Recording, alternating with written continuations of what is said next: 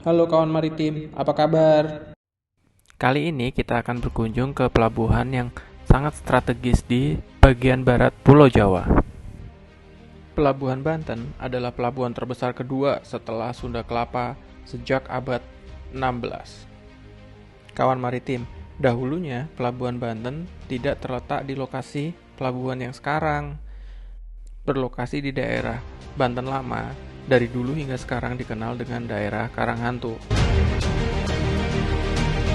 Kejayaan Banten bermula ketika tahun 1511 saat Malaka jatuh ke tangan Portugis, menyebabkan perdagangan yang berasal dari daerah Arab, Persia, dan Gujarat enggan untuk berlabuh dan singgah di sana. Hal ini menyebabkan daerah Banten terletak di ujung barat bagian Jawa menjadi pilihan. Para pedagang mengalihkan pelayaran melewati Banten yang dinilai memiliki nilai ekonomis dan letak geografis yang bagus.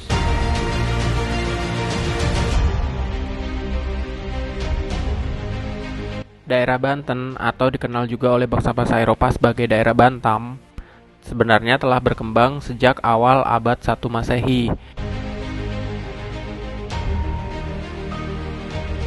Dan pada abad ke-5 Masehi, wilayah ini menjadi bagian dari Kerajaan Tarumanegara, dikenal sebagai daerah yang makmur dan subur.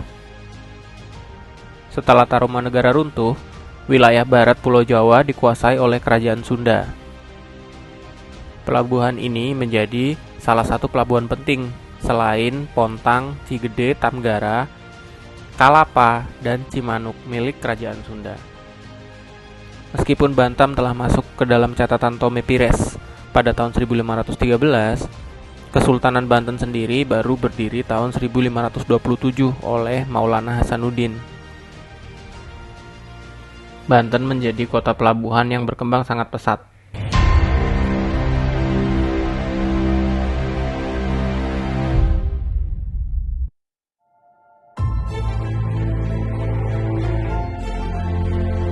Dilaporkan oleh J. de Barros, Banten merupakan pelabuhan besar di Asia Tenggara. Posisinya sejajar dengan Malaka dan Makassar. Kota Banten terletak di pertengahan pesisir sebuah teluk yang lebarnya sampai 3 mil. Kota itu panjangnya 850 depa. Di tepi laut, kota ini panjangnya 400 depa.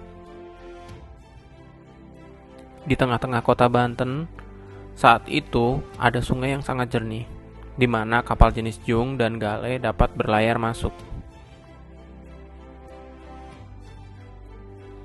Pada abad ke-17, ketika Belanda datang ke Banten, orang Portugis telah masuk ke Banten. Kemudian Inggris mendirikan loji di Banten dan disusul oleh orang-orang Belanda. Selain itu, orang-orang Prancis dan Denmark pun pernah datang ke Banten. Dalam persaingan dagang Eropa ini, Belanda muncul sebagai pemenang. Selain letaknya strategis, Banten juga didukung oleh daerahnya yang sangat subur menghasilkan salah satu komoditas rempah yang berharga, yaitu lada, dengan kualitas terbaik di dunia.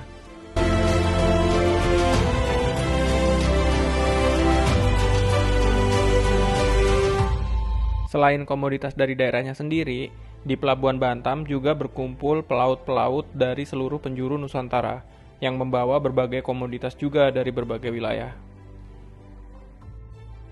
Di masa kejayaannya pada abad 17 dan 18, Bantam memiliki kebudayaan yang sangat beragam. Masyarakat yang terdiri dari berbagai bangsa hidup berdampingan di Bantam. Salah satu bukti kejayaannya yang bisa kita lihat hingga sekarang adalah adanya Masjid Agung Banten yang memiliki menara bergaya Mughal, dengan masjid bergaya Jawa dan tiamah bergaya Belanda.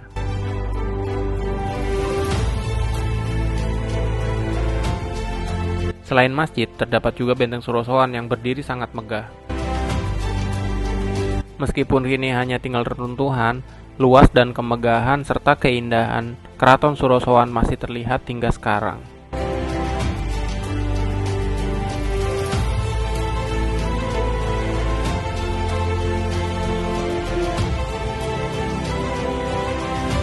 Melengkapi Keraton Surosoan, juga ada Istana Kaibon sebagai keputren.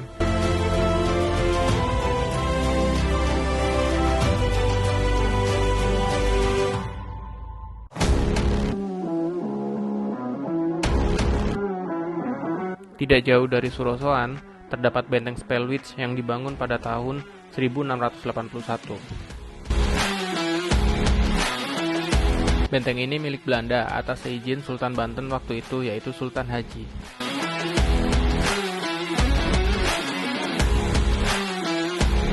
Tidak jauh dari benteng Spellwitz juga terdapat Vihara Avalokiteswara yang masih digunakan hingga sekarang.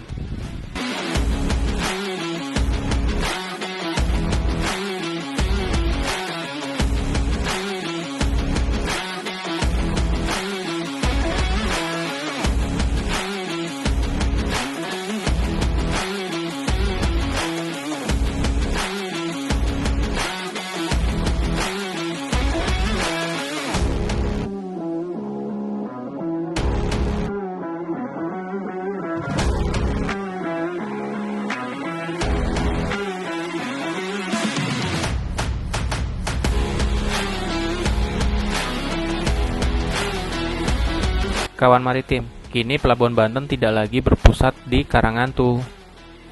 Pelabuhan Banten yang memiliki fasilitas modern saat ini berada di Jalan Raya Pelabuhan Ciwandan, Banten. Selain itu juga ada Pelabuhan Bojonegara di sisi utara Provinsi Banten. Dan Pelabuhan Merak sebagai pelabuhan penyeberangan ke Lampung. Pelabuhan di Ciwandan dan Bojonegara di bawah pengelolaan PT Pelabuhan Indonesia saat ini. Pelabuhan Ciwandan adalah pelabuhan kelas 1 dengan fasilitas yang sangat lengkap dan kapasitas yang sangat besar. Kawan maritim, mari kita lihat bagaimana situasi Pelabuhan Ciwandan saat ini.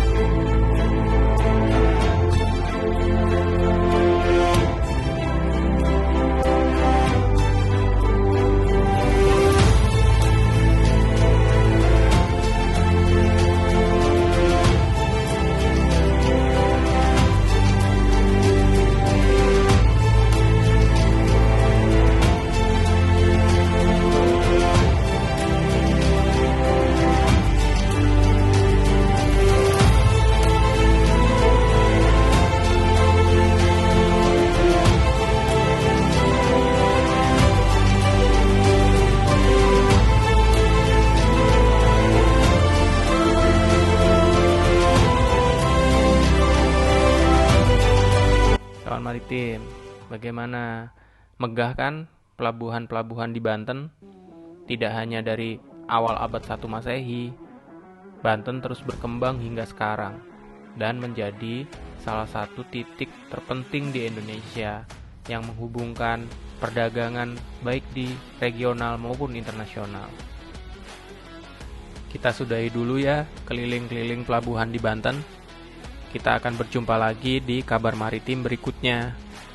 Jangan lupa tiap hari Jumat jam 8.30 dengan pembahasan yang lebih menarik lagi. Aku, kamu, cinta maritim. Kawan maritim. Sampai jumpa.